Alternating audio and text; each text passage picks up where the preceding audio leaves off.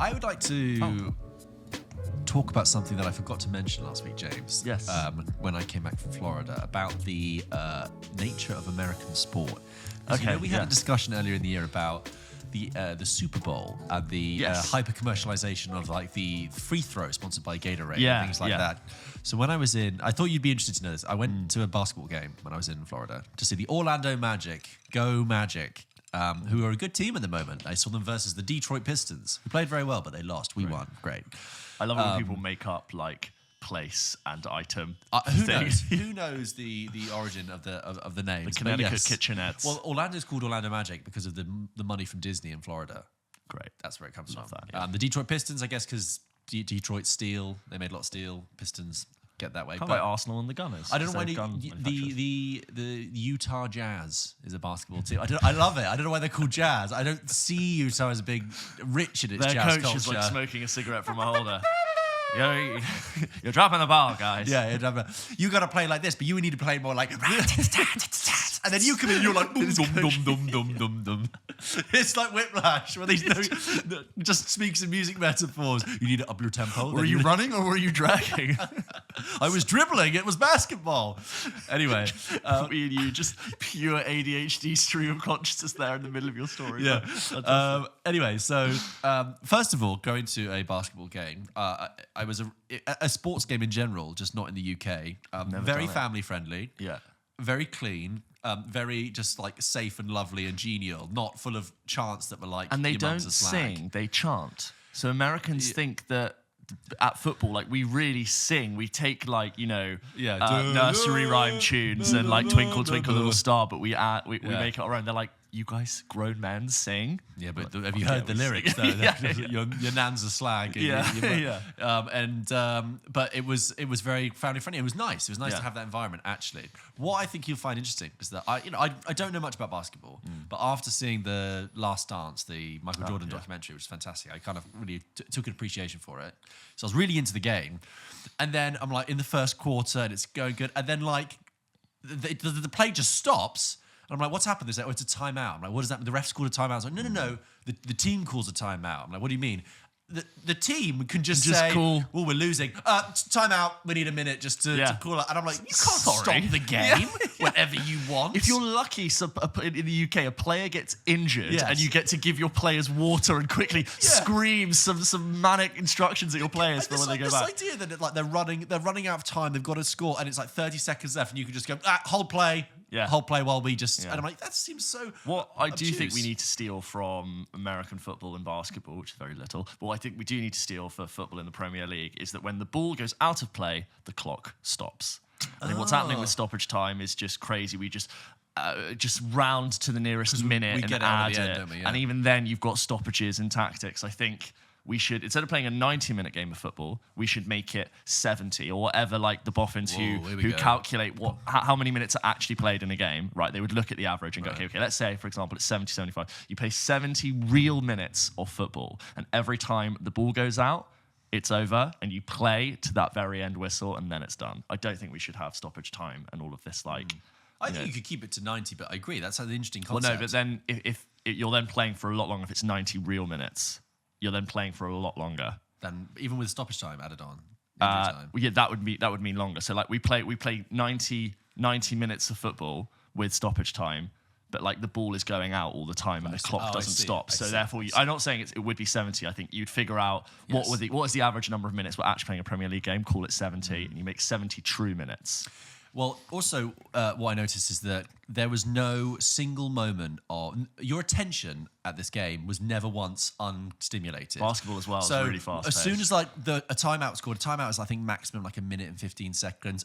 There's like the mascot straight on the stage with the trampoline, jumping up and down, fireworks, music. They're playing like... stadium arena music during the game, just like snippets of songs. They'd be like, okay, go, a little bit of Sabrina Carpenter, a little bit of the Addams Family, while the players are playing. And I'm like, this is so shut much. up. Literally, it's happening. And there was not a second for you to ever stop and be with your thoughts because they wanted to keep you hooked. Also, what I noticed is that most people didn't turn up until the second half, which I found really interesting. That's really interesting. The people were just filing in. I was like, "That's the whole game here." Yeah. So I love the experience. It was amazing. Shout out I'd love to do a basketball Stephen Lisa game. from I think that would be really fun. US. Basketball, yeah, it was wonderful. Yeah. I got a big foam finger as well. Oh, nice. I got a big hot foam dog. finger. Yeah. I got a hot dog and a foam finger.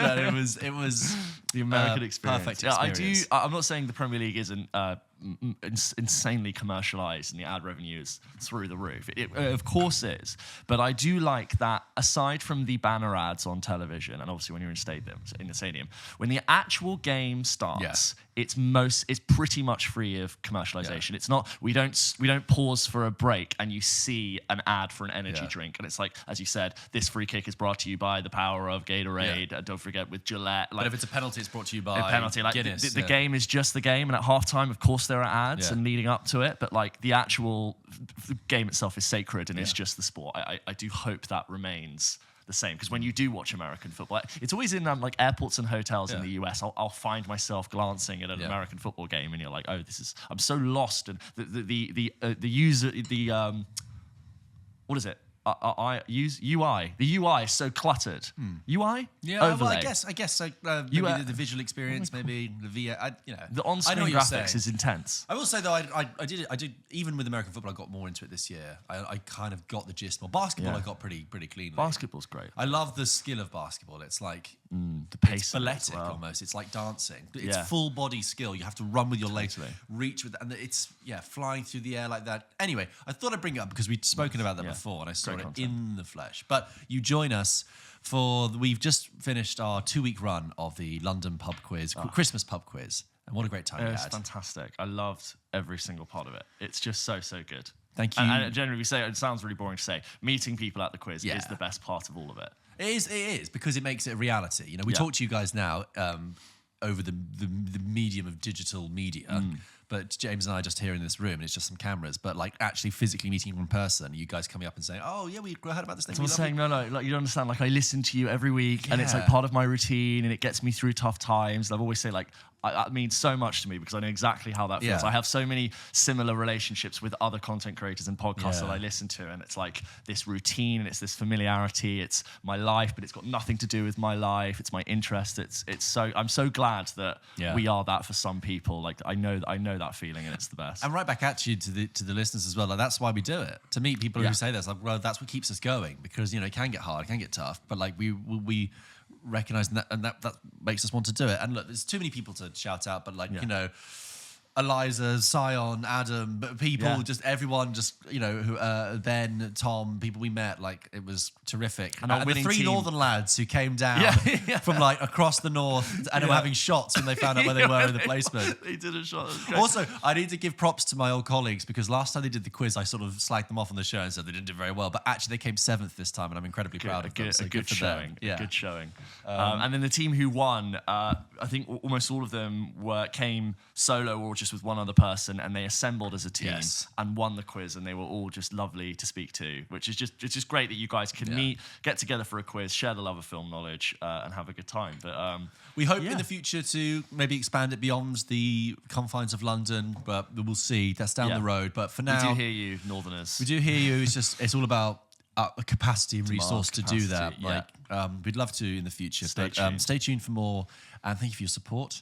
And a great Christmassy way to spend a Christmas evening in December. It was. I thought the venue did a really good job putting out Christmas crackers. So everyone had their little paper hats, and I assume some terrible jokes on the table, beers, drinks, little cozy lock-in, hectic energy. Check out our Pulp Kitchen podcast on social media to see some of the best bits. It was absolutely terrific. Yeah. And now, welcome to episode 158. Whoa. Last week we talked about Wicked and Better Man. If you haven't checked out those reviews, please do, from last week.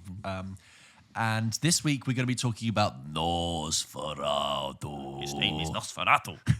That is Michael Caine. You were doing. His name is Nosferatu. Yeah. He's a vampire. He sucks your blood. He's been sucking blood of everyone all night. We got 3 nights before It's a plague on the streets. We were we had a great experience. Sorry. We went to the Nosferatu premiere. I talked a little bit last week about the banquet. Went to and met Willem Dafoe and all that stuff, and we got more of that. I've also seen Queer, the new Daniel Craig film from Luca Guadagnino, who's dropped 2 movies this year. Busy guy. And as ever, guys, don't forget you can catch up with Double Take, our exclusive show on Patreon, where this week we talked about Cap potentially returning to the MCU. Chris Evans' Cap returning to the MCU. Is that going to happen? What do we make of that? Moana 2 success. Crazy box office figures beating Frozen 2. 28 years later trailer reacting to that. Ray Fiennes is in it. Unpacked all of that news and more. If you want to check that out, go and check out Double Take. It is a great, fun place to be. But in the meantime, let's get on with the show.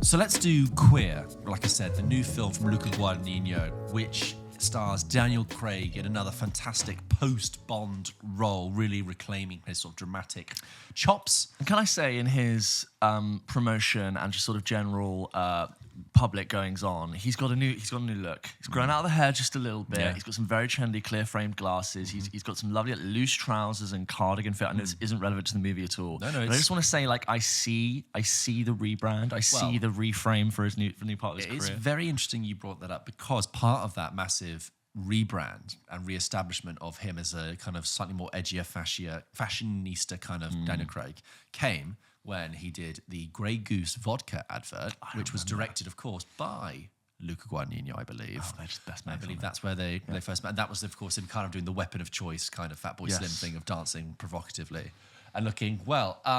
So Queer, adapted from a novel by William S. Burroughs, big famous American writer. Queer is set in 1950s New Mexico, and it follows Daniel Craig playing a character called William Lee, who is a gay man who has a slight predilection for opiates, living in Mexico City, in a looking fantastic in clear frame glasses and a linen white suit and a hat, and sort of in a very sort of small environment, sort of wanders between bar to cafe to nightclub, in a sort of lonely existence, always on the lookout for a connection with another man. It kind of begins in a way you think it's framed from an older version of Lee, as they call him, Bill Lee, looking back at his life. And in his time in Mexico City, we see him encounter Eugene Allerton, played by Drew Starkey, quite a newcomer, another British actor. And Eugene is everything kind of that Lee lusts for. He's younger, he's attractive, he's fit, he's like a Navy serviceman who's spending time in Mexico City. He's almost like a younger version of Lee himself. But this isn't a kind of conventional romantic tale at all. This isn't a case of a hot summer romance like Call Me By Your Name. This is a much darker and more conflicted film in which Eugene himself is a cryptic and mysterious character. And Jason Schwartzman, who's in the role in this sort of semi-fat suit and very hairy, playing a sort of comedic version of Daniel Craig's character. And Daniel Craig's character says at one point, "Yeah, no, I've got bigger fish to fry," talking about Eugene. And Jason Schwartzman says, "Yes, big fish in that he is slippery, cold, and very hard to catch." And so Daniel Craig's character, in being an addict himself, almost forms this like an addiction to Eugene, wants his attention, wants his touch, wants his physical presence all the time. And the narrative sort of takes place predominantly in Mexico City, but in the second half kind of moves further into South America and becomes a little bit more of an adventure kind of narrative. You have Leslie Manville turning up at one point. Leslie Manville, a fantastic actor, turning up sort of bewigged and sunburnt in the jungle later on in the narrative. I think what to expect is that with all Luca Guadagnino movies, it is stylized to within an inch of its life, sometimes over-stylized. You get very intrusive, anachronistic uses of music. There is an extended use of Nirvana. I think a full-length use of Nirvana's Come As You Are as Daniel Craig walks through the streets of Mexico City. You also have just every shot, as with ever with Luca Guadagnino, looks gorgeous. Could be from a photo book. And the capturing of the period detail of like 1950s Mexicana kind of look is beguiling, utterly beguiling. Really, really, really lovely stuff. Here's the thing with Queer. I think that I would be completely I understand if people will find this tedious, a little bit slow, a little bit obtuse, as Guadagnino can be at times, and I did find that at moments. However, I do have to say this film got under my skin because what I was surprised to discover is that it is a lot darker, a lot more tense, and what it's really is, it's got desperation and frustration and sexual frustration underneath it all, and that sort of sinister edge really surprised me. I think it was going to be a much sort of lighter film, and there are deep journeys into the recesses of the main character's mind. There is an element of surrealism. There is some sort of real poetic looks at his psyche. So from a like psychoanalytical, psychosexual point of view, it's really interesting. And I noticed that it was working because in the moments of close proximity and physical contact between Daniel Craig's character, Andrew Starkey, I was really attuned to the politics of intimacy and the politics of touch between them all. Every single physical moment was so loaded and conflicted as well. It wasn't like a romantic tale where it sparks an excitement. It was the desperation that Daniel Craig feels when Drew Starkey leaves a leg over one of his own or brushes his hair closer. It's just, I was really watching the dynamics and the choreography of their interaction. Almost in a way like a tennis match in challenges. Every Absolutely. moment, holding the racket, moment. Playing it meant everything. That's interesting. But yes, there is an almost a cruelty in the film because, you know, Eugene does not reciprocate the love or the attention even. I don't think love comes into it with this one. That Daniel Craig's character wants to, but you know, it's about this desperate loneliness, and there's a couple of moments that I think are really key to that. So there's a moment quite towards the end of the film, which I won't spoil, which is all about, you know, the contact of skin and trying to get under someone's skin. And there's just a small shot early on where Jason Schwartzman, who, like I said, is this kind of almost funnier version of Daniel Craig's character, who's incredibly sexually frustrated and horny. And you get this sense that there's this sort of milieu of gay men who have left America and are hanging around in Mexico City. And he's talking to Daniel Craig, and Daniel Craig gets up to do something, and Jason Schwartzman just leans forward and just touches the warmth of his seat where he's just sat, just to get a sense of connection. Is it a slight perverse kick, or is it just a longing for something? And I thought that was really interesting. That kind of actually opened up the film for me in a big way. I was like, oh, you're really... The loneliness here is so stark. So I think, like I said, it might not be for everyone. I don't think it's a major success. I don't think it's going to be one of Guadagnino's major films. Rather, I think Challenges was a great fun this year. Really had a strong story going behind it. I think people might find this obtuse, a little bit cold, a little bit tedious, but I think as an exercise in really being about the body and the skin and sexuality and sensuousness, Guadagnino has succeeded again, and I think it will sit well in his oeuvre of films that are about sexual relationships and dynamics and queer relationships as well. And then interesting to see Daniel Craig, like picking up on what we said earlier, James Bond being like the pinnacle of straight masculinity in cinema, to create a antithesis to, or create to be a part of an antithesis to that in a gay romantic film from the 1950s, where intimacy between men was, as you said, like political, and every touch carries a lot more weight than it would in his other works. And you know what's interesting as well is that watching this film is that you know, the kind of conversation around it's been carried around Daniel Craig's performance, which I think is actually kind of a much more conventional label that's been put on the film. It's not the kind of it's not just like a standard piece of Oscar bait where he's doing a big performance, because the film is really not conventional at all. And actually, it took me a while to get used to his performance, because at first it's very American and over the top in this kind of 1950s theatrical way. Well, of course, I said they're reading these things.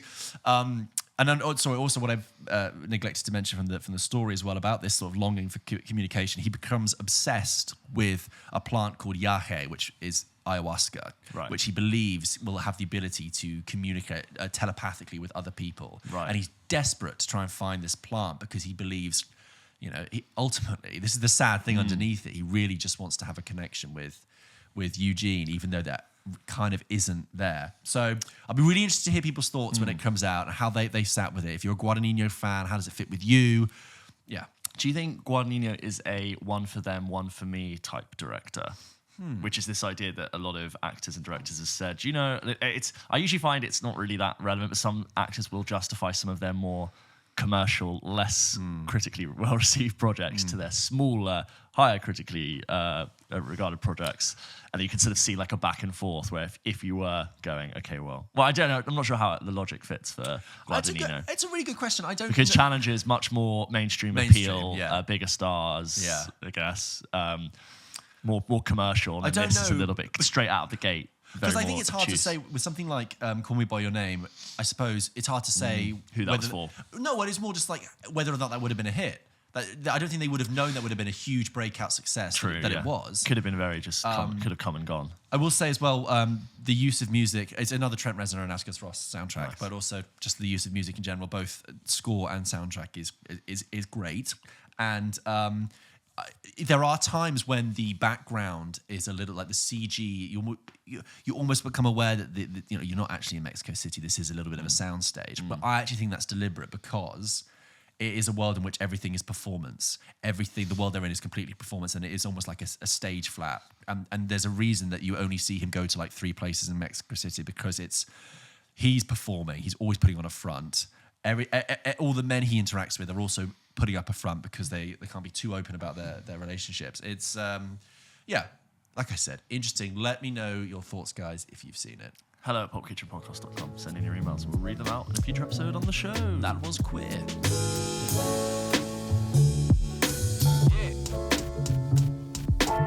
So guys, as we mentioned at the top of the show, we were very lucky to go to the Nosferatu premiere last week. The film is out on the 1st of January, New Year's Day in the UK. I think it's coming out on Christmas Day in the States, and obviously different dates worldwide. I think there are a handful of small screenings happening on Christmas Day in the UK. If you're lucky to get them, you're lucky enough, a couple of basically January, a frosty January release if there ever was one.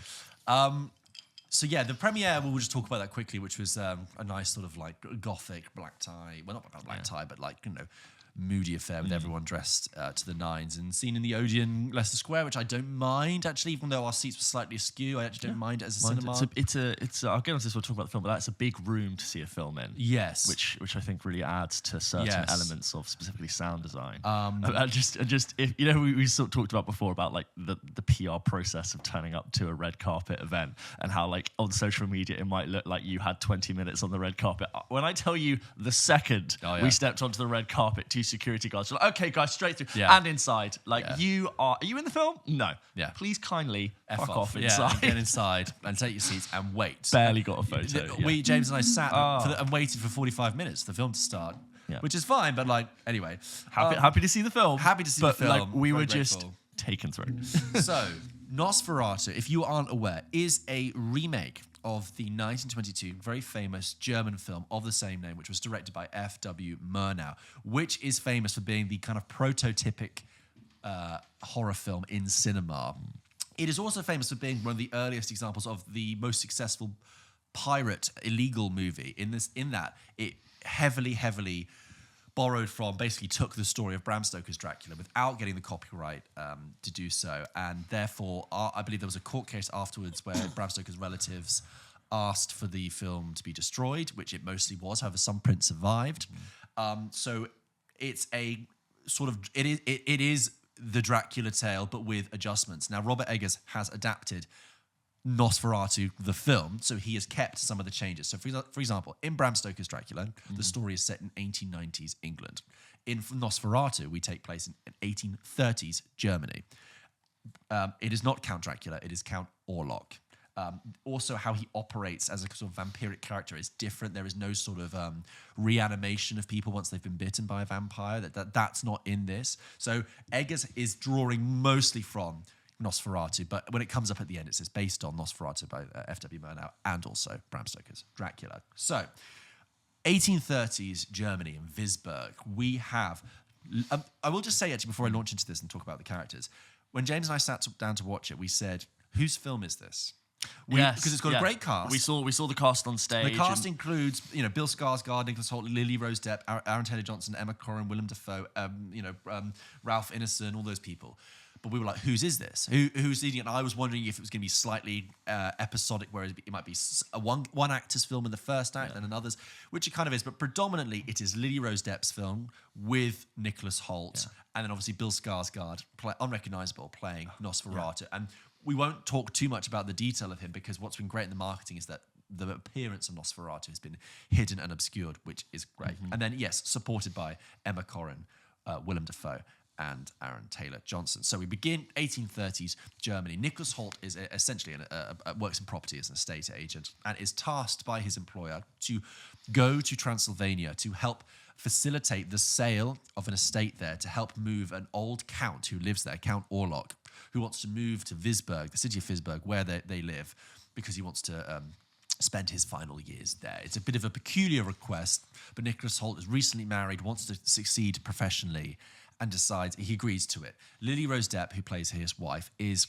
distraught, absolutely does not want him to go. She, I suppose, is what in the 1800s they would describe as having hysteria. She is plagued by nightmares and visions and great emotional feeling, and she begs him not to go, but he does. He heads off down to Transylvania, which is a different country filled with people with different languages and different ideas. And there's a great sort of sequence where once he's in Transylvania, the local people are speaking to him and warning him about the dangers, but he can't understand them. But we as the audience... Straight out of Resident Evil 4. Yeah, we are shown the subtitles, so it creates this great dramatic irony, this great dramatic tension. And the descent, I'm just getting excited. The stripping of colour. Oh, totally. Moving into... The depths of it is really interesting. That's the sort of the main narrative thrust for the first half. The second half takes place more predominantly in Visburg, like I said, with the massive supporting character. But that's what you need to know. That's the general narrative thrust. If you're familiar with the Dracula tale, you know this. So it's directed by Robert Eggers, who made The Witch, The Lighthouse, The Northman, all films we've predominantly enjoyed. I think so. And I think when we've talked about Nosferatu throughout the year, this seems like a really good brand fit for this director and this source text. We were very excited to see it. We sat down and we watched it. James, Nosferatu. Also, like it feels like a big commercial horror film. It's like they have been pushing it, haven't they? That come out, and like quality varies, but they always tend to hover around roughly the same amount of commercial splash and excitement. Like they tend to just appear on the websites of multiplexes, and some of them are bigger, some of them are smaller. Maybe they're a Conjuring verse, whereas this feels like blockbuster horror in a way. And yeah, as you said, Robert Eggers has always felt like a really good fit. It's really exciting to see like a gothic horror like this be launched into the mainstream. We studied gothic literature in English A level, and we didn't cover Frankenstein and Dracula, but we were obviously referring to them. We were doing Picture of Dorian Gray and other things, but we were like shown. I remember my English teacher showed us clips of Nosferatu, and it was, as you said, like one of the first horror films, but it was also like the first video representations of gothic horror, of what had been written by the seminal literature. This was like now being seen on screen, and it was horrifying and all of that. And it's really nice to see this taken from that, being very true to what that is, and it like want a remake to be. It brings it into the fray for a modern audience and tells a story in a way that wouldn't have been possible before. And just as soon as the film started, I'm like, great, we're in wonderful gothic horror territory. Count Orlok himself, Nosferatu, brilliantly withheld from the marketing and also in the film of what he looks like. And I love that straight away. He is evil incarnate, and they double down on that. It is not this like modern version of the vampire that's a little bit sexier and a little bit safer. And well, maybe they'd be good. It's like, no, this is evil. This is the manipulation of others, the control over women.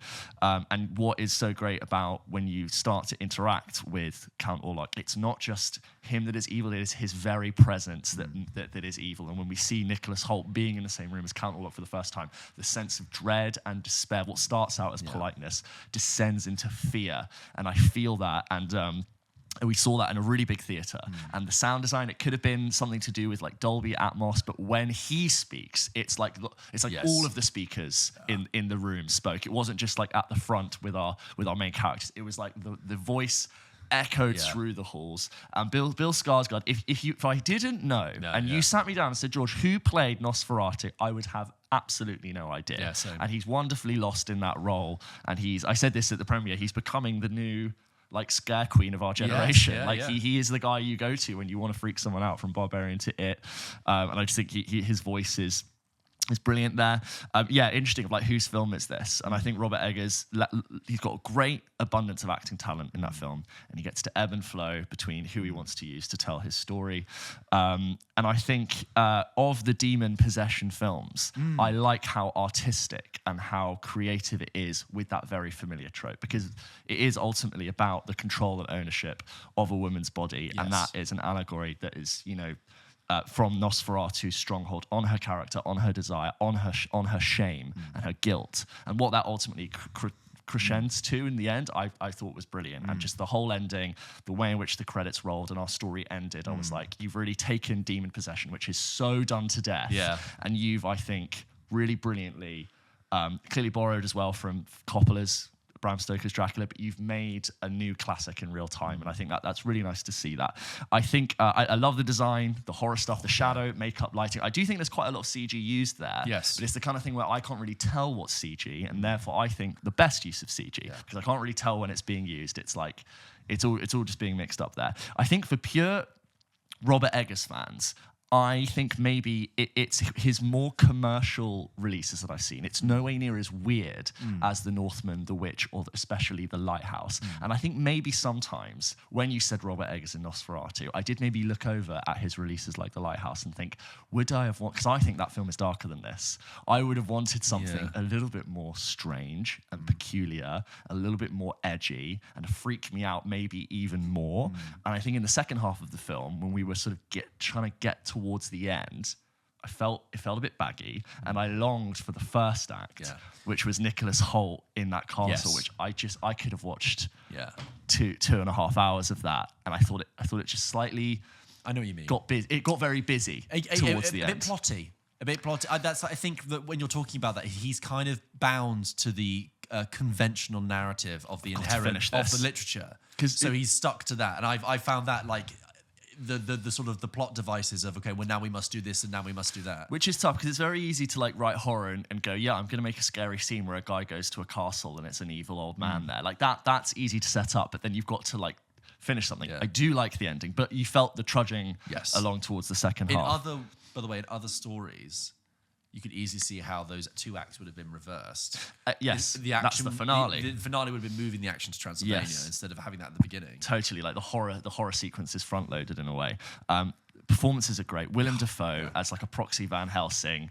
Its name is Nosferatu.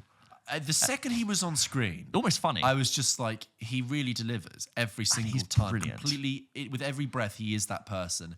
He is that body. He also gets Robert Eggers' tone. Yes. When you said like sometimes funny, Robert Eggers, it's a very heavy, sort of rich, quite serious film, but there are moments of light humor. There is like you said, demonic possession scene that is very intense, and afterwards you have Willem Dafoe stood in front of a giant Christmas tree, smoking the most ridiculous pipe and talking deadly seriously about the occult. Yes, and I'm like, that's good. I like. It's like you're probably right about Nosferatu, but you also probably predict everything else from Sunrise to Sunset. So there's that. The horror really works, and I was scared a few times. It's pure gothic horror in its tone, in its imagery, and I do think like, yes, that is what I want from remake. It, like bringing it to a new audience, and I do feel like it will sit nicely as a classic. Yeah, I agree. I think the main point is that I do think that the first half, magnificent. I was completely beguiled. I was.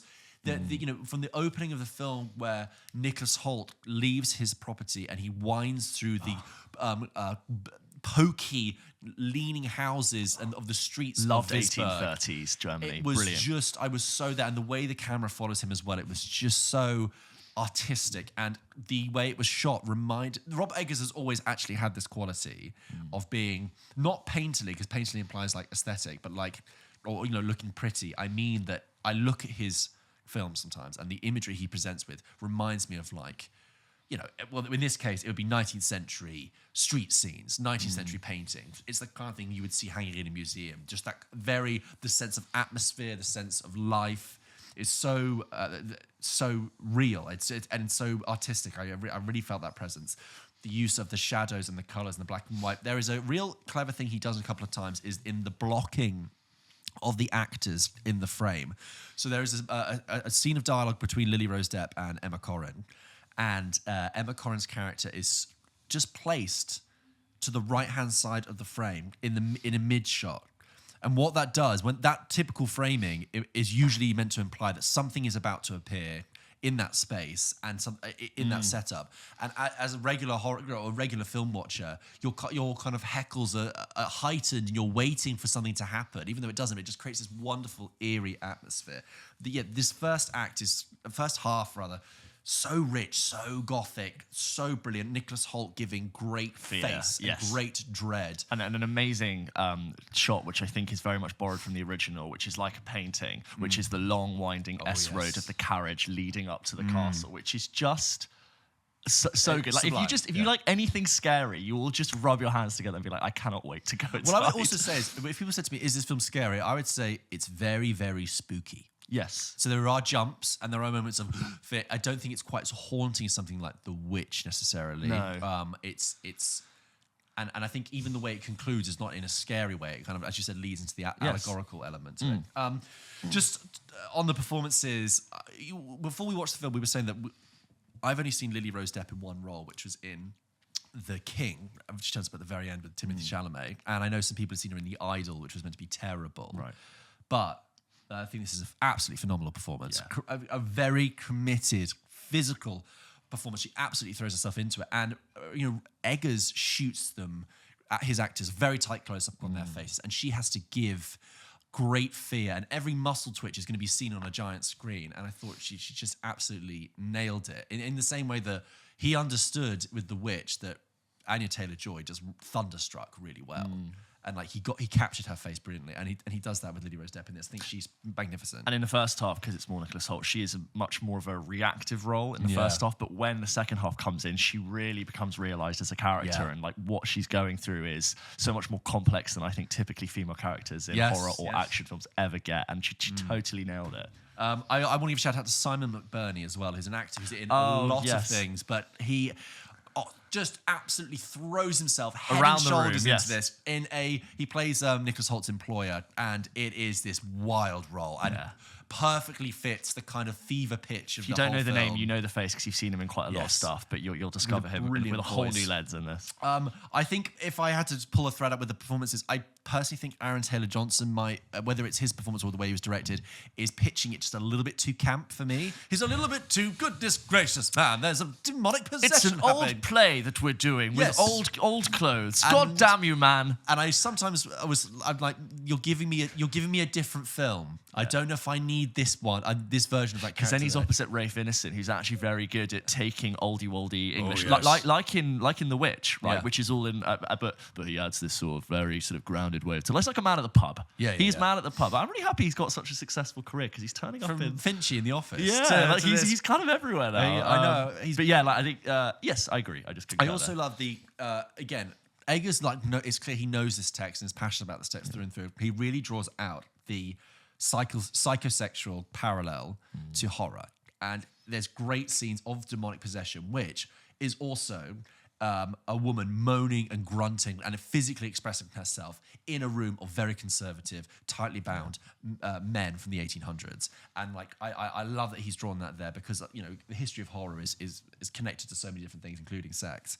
I would love to see it again, and I think on second viewing I would probably draw out and pay more attention to the allegorical side of it, kind of, because when it arrives at that point towards the end, I think, okay, I kind of been so focused on the horror genre element to it. But yeah, incredibly rich, incredibly atmospheric. A real sort of, you want to wrap yourself in a big fur blanket with a big... In all the worst ways, it's the best thing to watch in January/Christmas. It's a wonderful palate cleanser to the sickly sweet ho-ho-ho mulled wine marketing. Yeah, absolutely. Yeah, I want to see it again in Jan. I'm just wondering how successful the film will be because they are pushing it quite big. It's going for a big release. It's interesting. We had a chat with someone the other day who said, "Oh, I'm really looking forward to it. What's it? Is it not Nosferatu? What is?" And I'm like, it is true. It's written hard to read in and a strange name that people aren't familiar with. Like we know Nosferatu because we like films, but it is a remake of a film that came out 103 years ago. Yeah. So, and also, like, horror's not everyone's cup of tea. They might look at that and be like, I don't want to see that. It's an interesting time to release a film like that. I wonder if there's part they're like doubling down on it, aren't they? Do you think there was an element of like, oh, if this is really good, it could be in the Oscars race? Is there any element? I'm just thinking, why bring this film out in the winter time? I don't know if they would have had that in their mind. Maybe not, but I want to see it again because let's just say that, like, with some premiere things, you obviously have loads of like people who work in film media and influencers and reviewers, but you also just very clearly get people who are, I don't know who they are, they're just like maybe micro influencers or something, but they just come because it's a thing to go to in the evening. And just like really irritating behavior. I had two people on the right, I was on an aisle, but on the right over to one side of me, just did not settle for a really long time in the film. Phone screens, talking. And it was so annoying. And I had I was in such wonderful hands by Robert Eggers, and I really just wanted to immerse myself in this. And I had to put my hand over my right side of my face to stop the light and the talking. And so, obviously, like, I did still really enjoy the film, but I do want to take it in all over again in a slightly smaller theatre, probably. There's I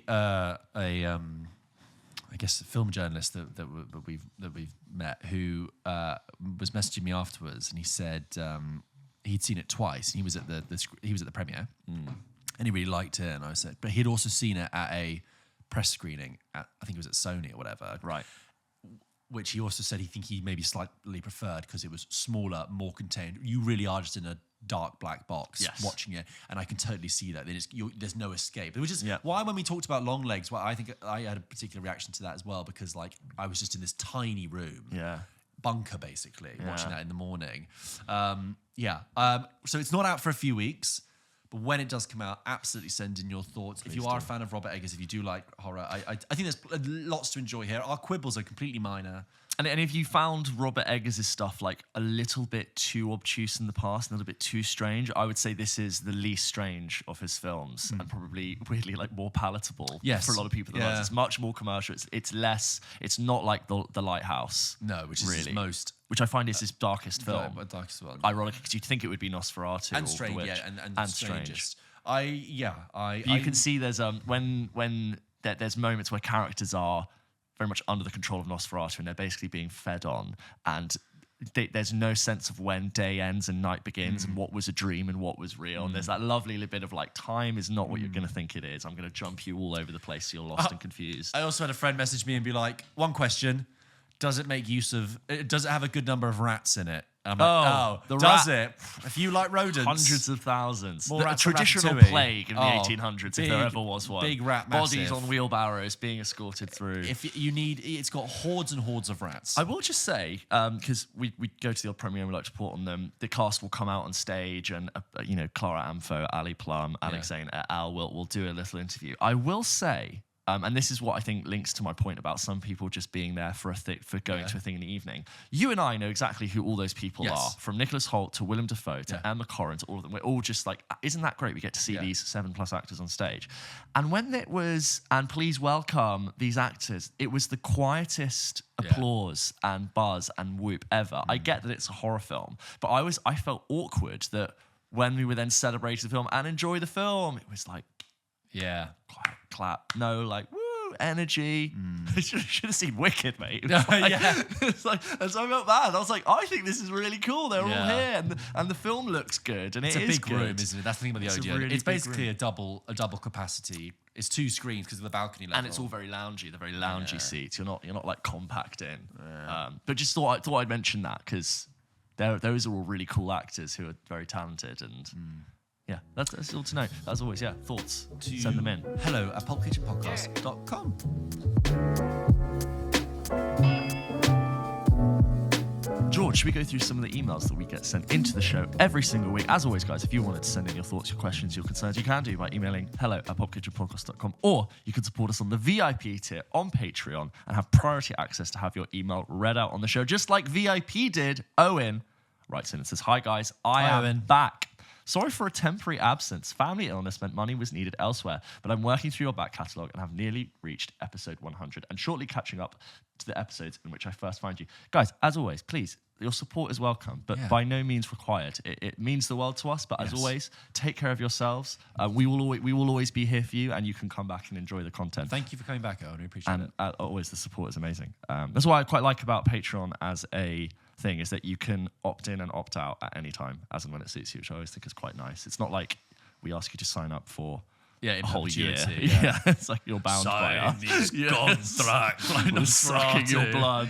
We're going to avoid a Nosferatu business approach. Yes. I wanted to try a weekly goes on to say, I wanted to try a weekly challenge with you and something other sirens can think about. I love film lists and wanted to see how much we agree or disagree as movie lovers. It would be my top 5 films from particular theme or actor. So here is your first list to challenge. What films would you add and remove from this list? Okay. Thank you, and catch up next week. Owen, top 5 Matt Damon films. Here we go. Okay, so at number 5, he's put Ocean series, which is kind of a bit of a cheat there because I think as a film, you've got to choose one. Then he's gone Good Will Hunting. Then he's gone Oppenheimer. Oh, interesting. Then he's gone The Departed.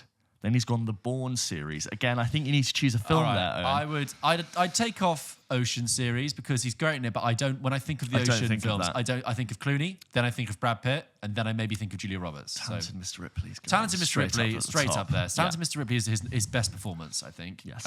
Good Will Hunting, of probably, course. Close. I think again Oppenheimer. It's like I could take it or leave it because he's fine one in of that, many parts. He's one of many great parts in there. I think The Departed belongs up there. The Departed he's definitely really good in that. And if you take I would like yes, I think probably maybe the Bourne Supremacy or Ultimatum. I think it's very, maybe the Supremacy is where it's a shine. So Ripley, Departed, Good Will Hunting, Supremacy. I'd actually even say Saving Private Ryan. Yeah. A supporting role, but I think more significant than his role in the Ocean series. And also, like, you could throw The Martian in there because that's a film that came out, and he is like the main. He's a real star of that film, even more so than in Talented Mr. Ripley and The Departed. Like, by that point, he is the center, and he is given it all to do. The tone is obviously very different, but I'm like, that's a bloody Matt Damon film, and his poster is his face with The Martian written on it. I'm only hesitating on The Martian because I found his character slightly annoying, but maybe even like Interstellar. Vanilla. Oh, because I think Matt Damon is actually really great when he's and slightly a more memorable part of Interstellar than he is in like Oppenheimer. Yeah, when he's slightly villainous, I think he's very good. So that's why The Departed, Ripley, and the one we just said is in there. He's a star, Matt Damon. He's a movie star. Yeah, but I definitely think Ripley's thread there. Do you know what? I would love Matt Damon and Jude Law to make another movie together. That'd be cool. They're just nothing to do with Ripley or anything like that. Just another film. Just the gang back together. Also, Nicholas Hoult, by the way, because just think of Jude Law because he's in that film with Nicholas Hoult that's coming out soon called The Order, which we talked about. You've got a lot of love at Venice. Nicholas Holt's having a little bit of a moment. Yeah, he's done Juror Number 2, which I'm like waiting to watch. I've heard mixed things. I've heard he's good in it. I don't know. I doubt that. But in terms of like, he's in a lot at the moment. He's in that, and he's in Nosferatu, and he's in The Order. And I think The Order they might push him for Best Supporting Actor, which is interesting. I saw he did an Actors on Actors with Hugh Grant. That with Hugh Grant, like an About a Boy. Like sort of reunion, I guess, which was interesting. Thank you, Owen, for that email. Good thought exercise. This next email is from Zach. He says, George and James and George, hope you are both well. I've recently turned 20 and has led to me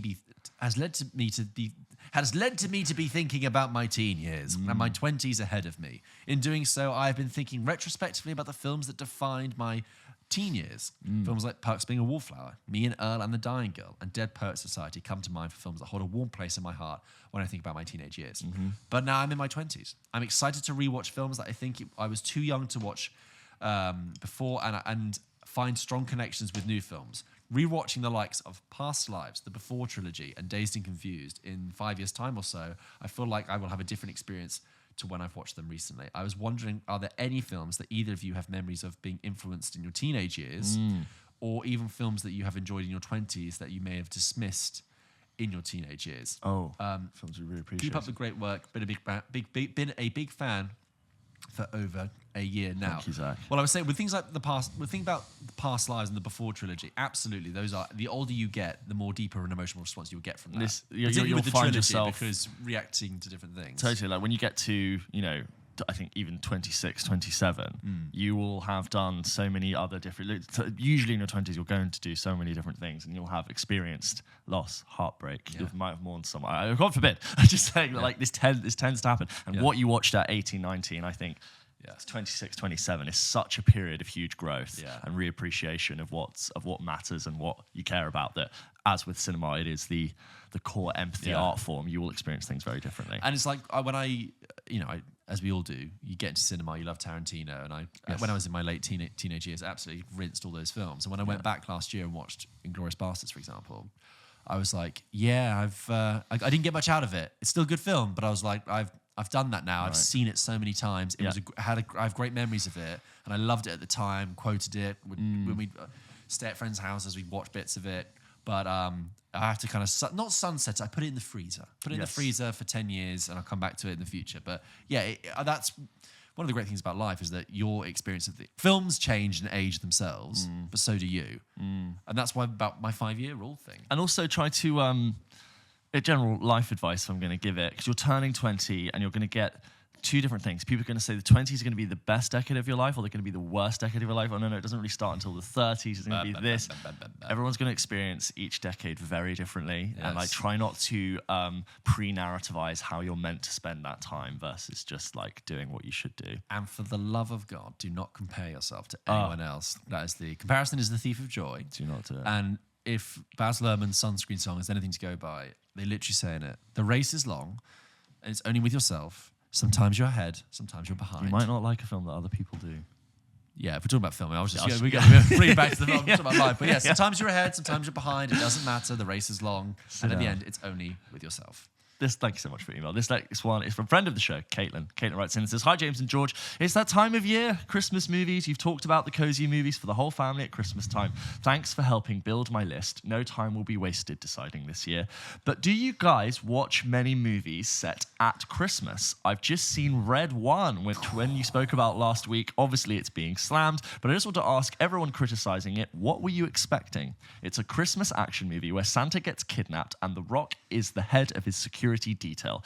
I had a great time with it. It is silly and fun to see the high-stakes rescue mission that's saving Christmas and the government department that's responsible for the mythological world. This is where Lucy Liu's character comes in. It's not that serious. Let's just have a good time. Also in this area, do you ever watch the silly, cheesy Christmas rom-coms? It's a festive guilty pleasure for many, including myself. So this year, I've only seen Netflix's Hot Frosty, which is not actually their best, but some of these types of movies have become fun favorites to rewatch in recent years. I'd actually really recommend Single All the Way and Love Hard as solid Christmas rom-coms. Keep up the great work, guys. Looking forward to whatever the end of year wrap-up / awards you decide to do this year. Guys, it'll be the Pulp Kitchen Awards. Coming soon. 2024 Pulp Kitchen Awards. Happy holidays, Caitlin from Sydney, Australia. Good day. Yes, I will say, particularly last year, when I was helping put up the tree and decorate it at Anna's mum's house, fell into the Christmas channel, the Hallmark Christmas channel that shows these. I'm actually endlessly fascinated by it because it is the posters all look the same. All the posters look the same. They're all red and green. Red knitwear. The premise is always the same. Yes. The plot points are always the same, but it is this like corner of the film production market, which is like they get made for just about enough to not look terrible, but you can also tell if you just look to the corner of the frame that they filmed this in July, that's probably not real snow. But clearly a thriving production wing of film. They are there for a reason, and they must make money. 5 out a year. And there's loads of them. Yeah. And featuring an actor who was once in that thing maybe 10 years ago.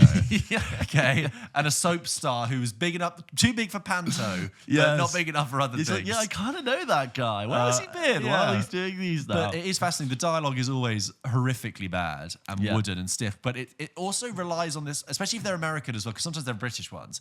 But the Americans, it's like this hard belief that obviously Christmas is the most sanctified moment of your life every year. Yeah. And to even doubt Christmas magic is to be it's treason. Obviously there's the GPXFF every year, which is the George Pundit Christmas Film Festival you run. Yes, the family film, which we'll talk about, I think, in our Closer to Christmas episode. Of course, but which will be revealed. I'm getting now, ironically, like, my family are like, well, what are we going to watch? And I'm being asked, well, James, what should we? And I'm like, well, yeah, there's actually quite a lot to consider. We want something cozy and familiar that we've maybe seen before, would like to rewatch. Something that we like that we haven't watched in a long time that could be Christmassy. And maybe something we missed from this year that we should watch. And I'm like, well, now I need to have options, a set list. I think a printed menu with embossed text is coming. Add to my menu for all year in the run up to Christmas. So when my brother starts very preemptively messaging me in September saying what films we got for Christmas, I'll be like, I've already thought about it. Stand out. So when people start giving me submissions around about now, say, oh, can we watch this at Christmas? I'll go, sorry, the deadline's passed. We already have a list. It was July 31st was the submission. The cut-off date was then. There is a late penalty if you want to enter that film now.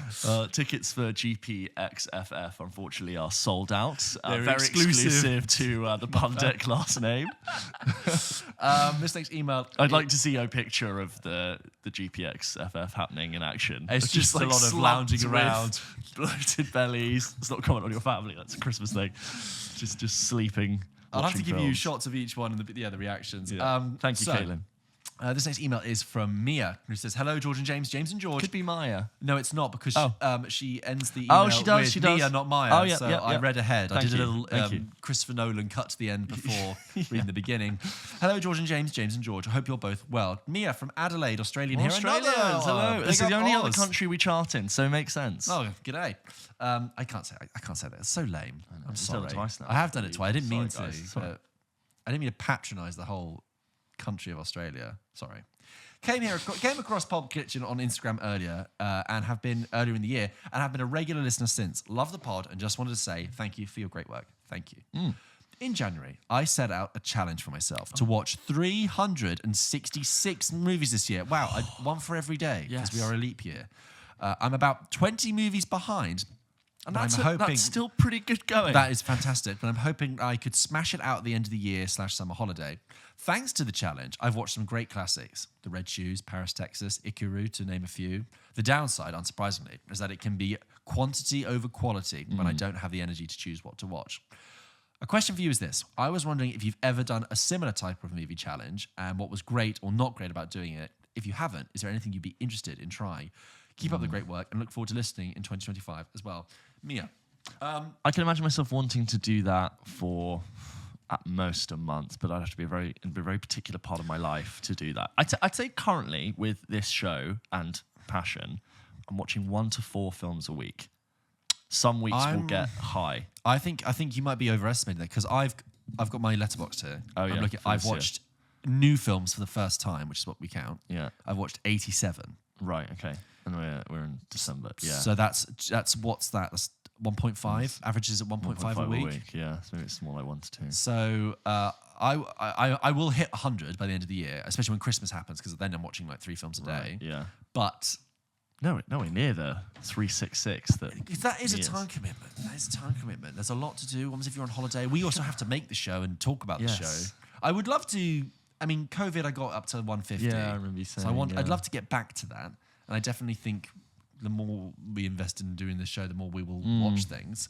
But I just salute you, Mia, really. Yeah. I'm not sure I want to make it a challenge. I don't want to make it a chore. I don't want to force feed myself. I've got to watch. What should I do? What's short? And then it becomes... I'm just waiting for them to end, even if it's a great film. Because also it is important that you get outside and live a life and experience the world, because that makes films richer. Yes. So if you spend your life every day watching a film, and eventually just go, I just want to watch a film. Films won't be fun. Yeah. Exactly. You won't believe it. Billy writes in, hi guys, long-time listener and first-time writer from Australia. Bloody hell. It's like the postman's just come and just delivered the sacks from Australia. We should go. Don't know if you remember, but my wife Elise and I had a wonderful little chat with you both on Primrose Hill a couple of months back after you filmed your outdoor episode. So for listeners who aren't aware, when we filmed that outdoor episode, we packed up our gear and we're walking back to James's flat, and this lovely couple from Australia were just came up to us with coffees in hand, and we're like, guys, sorry. Oh my God. We listened to you, but we're from Adelaide. This is so strange. It was nice. Stalking us. He's stalking. I'm moving soon, so don't get any ideas. It was a gorgeous sunny day, and we were stoked to have bumped into you on the last day of our holidays. It really was a lovely day. As we departed that night back to Melbourne, we spoke about how friendly and kind you both were, so thank you for taking time to speak with us. Of course, thank you. They didn't write that. I just yes, and how you gave us £100,000. And you were so handsome and glorious and wonderful. Question for you. If you had to be stuck on an island with the filmography of only one actor, who would it be? I think the clubhouse leader has to be Samuel L. Jackson, which is a conversation we've had about the actor with the best video filmography, if you just have to watch one. He covers almost all genres and is often a supporting role, so you might not get sick of seeing the same lead time after time. You get works from Spielberg, Tarantino, Scorsese, and Paul Thomas Anderson, while you get most Marvel films, The Incredibles, and Star Wars for some easier watching. Not to mention classics like Do the Right Thing, Die Hard 3, Out of Sight, Coming to America, and The Negotiator as well. Lastly, hope you had a blast at the Gladiator 2 premiere. Couldn't help but notice all the sand. Hope it didn't follow you home and get everywhere. Looking forward to catch you in Oz for the world tour. Cheers, Billy. We didn't get that much sand on us, actually. It was okay. Gladiator. It was okay. It was a negligible amount. Yeah, it's just a one little sort thing. Basically, you've asked a question that we've had, like, if you could have one for the rest of your life. And yes, Samuel L. Jackson is the And I think key. back to Matt Damon, he'd be a good shout because you've got those other films, a bit of action, a bit of Nolan. Yeah. Yeah, Samuel L. Jackson wins every time. This next email is from friend of the show, Bevan. Hello, Bevan. How are you? Nice to hear from you. Bevan writes in and says, "Hey, boys. How's things? Been loving all the content lately. You guys are killing it as per. Once again, my work schedule does not comply with the Pulp Kitchen pub quiz, so she was unfortunately unable to attend. Many sad faces. My heart is broken. I just saw Gladiator 2, and while I agree with some of your points about such as Lucius not really having no real want in the story, I was thoroughly entertained. Paul Mescal said that this is one of Ridley Scott's best films, and I have to agree somewhat, and it is definitely one of his best films of late. The spectacle was huge. While it did not have the same kind of raw feeling the original had, I was still in awe of the effects and the costume and the hours that must have gone into it. And obviously, beaming with pride for our Paul. He's such a superstar. Yeah, we love Paul. Of course you agree with Paul, Bevan. Yeah. We do love Paul. He's great. With small things like these. So that was the Cillian Murphy movie I reviewed a few weeks ago, the Irish film set in the 60s. The 80s, but it felt like the 60s. Bevan coming in hot. Yeah. So, all right, bring the Irish in. Actually, to be fair, Bevan's subject heading in her email says, the Irish are taking over Yo. I don't know. Yo. The Irish taking over. With small things like these, it is a very important story about a very important part of Irish history. Yes, that's what I did try and touch on in that. It is a subtle film with subtle performances, which I think is highly effective. The cinematography by Frank van der Eyden is superb. I got hooked on his work, and I watched Close, which is also a visual feast for the eyes, and I recommend that, and any Sirens who have not seen it, to add it to their watch list. Yes, Close has been recommended to me by friends who say it is incredibly moving. I also watched the new Christopher Reeve documentary, Superman, the Christopher Reeve story. I've also heard this is great. I've heard it's fantastic. We were given an opportunity to see it when we were really busy, and it just got past us. But I'd love to catch it at the end of the year, actually. I was wondering if that is exactly the kind of film I will be watching at Christmas, if I can. I was wondering if either of you had a chance to catch us yet. Now, going into this, I only knew him as Superman, this handsome superhero who could do anything. So when I learned about his injury and his charity work, I was astounded. An incredibly well-made documentary with great pacing and handled the difficult scenes with grace. I highly recommend it. A story of perseverance. Also, Bevan, getting like 4 films here. With indented paragraphs there. Oh, yes, to help ease of read. Yes. Also, a documentary about John Williams on Disney Plus is an absolute must-watch. A couple of people have emailed in about that. And please make sure that you have tissues. Listening to him talk about music and his own legacy is truly magical. One quote from the film that has stuck with me is, "Music is enough for a lifetime, but a lifetime is not enough for music." Oh, Johnny. Wow. So, you two are known for wearing some fantastic knits. Hello, visuals included right now. Thank you Look at this. very much. Both on the pod and on the red carpet. So my question to you is, forgive me if this has been asked before, what are some of the knit jumpers, vests, cardigans you love from films and TV? For me, like everyone else, we love all the knits featured in When Harry Met Sally, and I also love Danny Torrance's knit in The Shining. I'd also love to hear which are some of your favourite ones, especially as we now go into wintertime. All my love as always, Bevan. On the knits, obviously everyone says When Harry Met Sally. Knives Out also has some great jumpers in there. Some great knits in Clueless. Oh, really? The sort of like more varsity style, really good. I love a thick fisherman's knit in a frosty, like a sort of Irish tail. The Cillian Murphy literally wears one, yeah. Just loads. Good knits. Of course, the dude's cardigan from The Big Lebowski. Iconic. Wonderful. Which apparently was Jeff Bridges' own cardigan. Good for him. Iconic. Seminal cardigan. Oh, in Dunkirk, the red roll neck. All of them have great all of them knits. are pretty good, but on the boat in particular, Tom Glencarny wears a nice red chunky roll neck. Yeah. And I think Those Mark knits would be Rylance has hundreds of pounds now. A vest. A little top. cardi. I think he has a vest. Oh no, is it cardi? Is it cardi or is it sleeveless? I remember them being very good and very pristine because you need the roll neck when you're crossing the channel, George. The wind and the moisture. Wasn't in the scene in Anatomy of a Fall, the argument scene? Isn't she wearing like She's a sort of white, fluffy? Yeah. I do love that. Yes, a lot of in films, there's often the concerned mother awaiting the return of their male lover, and they'll hear phone calls with bad news, and they're often wearing a sort of oversized, cozy cardigan knit, which they cradle a cup of coffee. Those are often cozy knits. Guy Ritchie's The Gentleman also has Charlie Hunnam wears quite a few nice, chunky, shawl-collared cardigans in that. Oh, Freddy Krueger's jumper. Harry Potter and the Philosopher's Stone, when Ron gets the R jumper and there's one for Harry, and obviously the cute thing is that Harry stayed at Hogwarts that winter because he doesn't have a home to go to, and all of the other Weasley boys went home, but Molly told Ron to stay at Hogwarts with Harry over Christmas, and they did Christmas together. And Ron's like, "It's Merry Christmas, Harry. Merry Christmas, Ron." And he's like, "You've got presents." And he's like, "Really?" And then he's like, "You've got some too." And Harry's like, "I have presents," because he's never had presents before. And they all get their little cute knits. By the way, just talking about the mention of Guy Ritchie just then, on the plane back from Florida, I watched the Ministry of Ungentlemanly War film, which I couldn't believe had already come out. Tell me that, yeah. It had come and gone. Yeah, that's a film. That's a forgotten film. You know what? It's not terrible.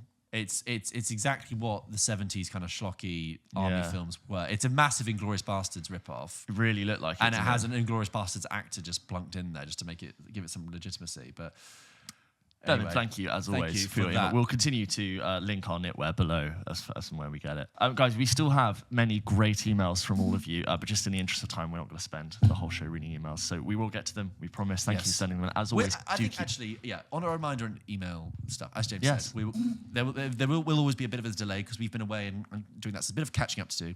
We also do get a huge amount more than we ever used to. So it's funny, we had our Spotify Wrapped as a podcast. Yes, which is great. You get your podcast stats. Our podcast audience size has significantly increased, even from 6 months ago. So we won't always be able to read out every single email now. That's the thing. There was a time, maybe 18 months ago, we could do all of them, but out of sheer numbers, we just can't read all of them me and George in a corporate boardroom, and look at this chart. It's going up. So if we don't read your email out, it's not personal. No. It's just time and space. We see it. We'll get to them.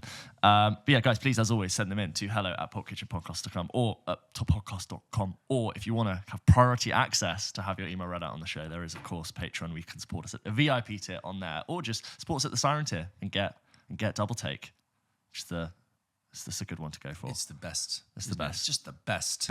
Best bang for buck. But yeah. Shall we end with the game? Let's do it.